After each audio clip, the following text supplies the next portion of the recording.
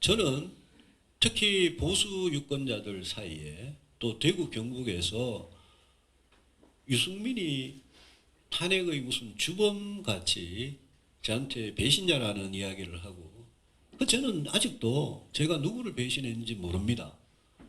저는 늘 국민이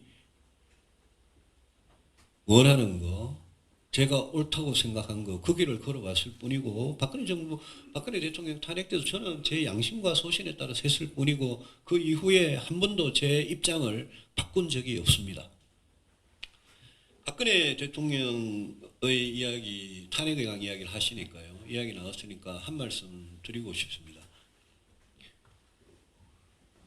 유승민 혼자 마치 탄핵을 다 한 것 같이 그렇게 생각을 하신다면 제 능력을 너무나 과대평가하시는 겁니다. 저는 국회의원 300명 중에 한 사람으로서 제 양심과 소신에 따라 탄핵에 대해서 찬성했던 사람입니다. 찬성했다고 분명히 이야기를 당시에 했습니다. 저는 숨어서 찬성해놓고 반대한 것 같이 그런 거 해본 적도 없습니다.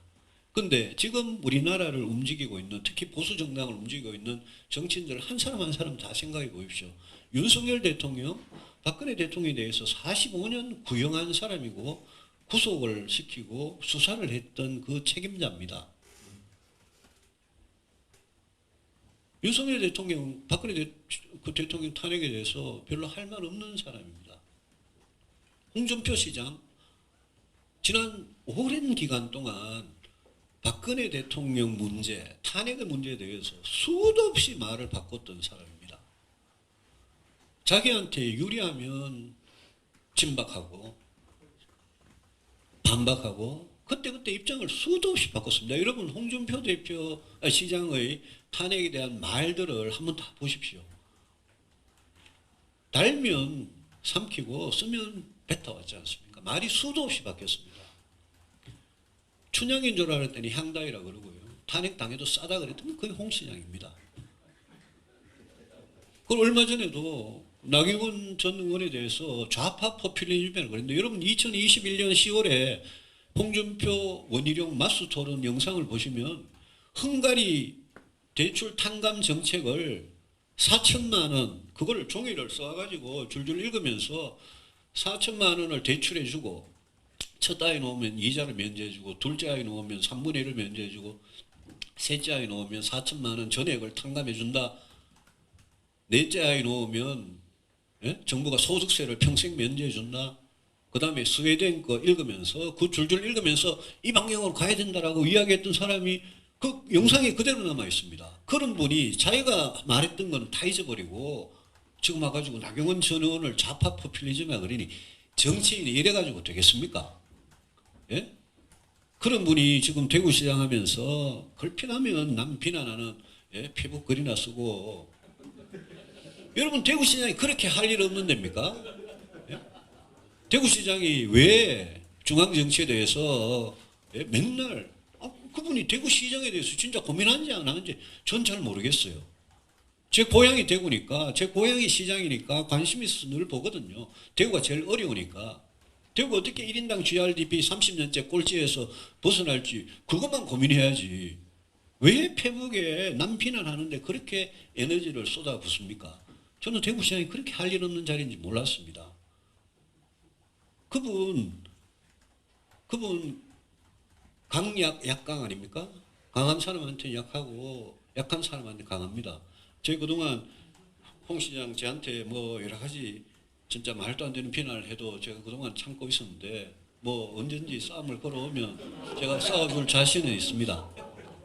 그리고 다른 분들 보십시오. 황교안 후보 당시에 대통령 권한 대행하면서 탄핵에 대해서 찬성하고 동의하는 입장을 공식적으로 발표하고 법무부 차관을 시켜가지고 헌재에 탄핵에 대해서 찬성하는 공문을 보낸 사람입니다. 인제 와가지고 자기는 탄핵과 관계없다? 그게 세탁이 됩니까? 나경원 전 의원 탄핵 찬성했죠. 장제원 의원, 윤핵관들, 권성동 의원은 뭡니까? 권성동 의원 탄핵소추 위원장이고 헌법재판소가 가지고 탄핵시켜달라고 거의 눈물을 글썽이던 사람 아닙니까? 우리가 탄핵에 대해서 이걸 가지고 정치적으로 유승민이란 정치인을 죽이기 위해서 매도하고 자기는 마치 관계 없었던 것 같이 이야기하는 그런 일부 이연의 그런 정치인들, 그거는 저는 대구 경북의 시도민들께서 진짜 지조와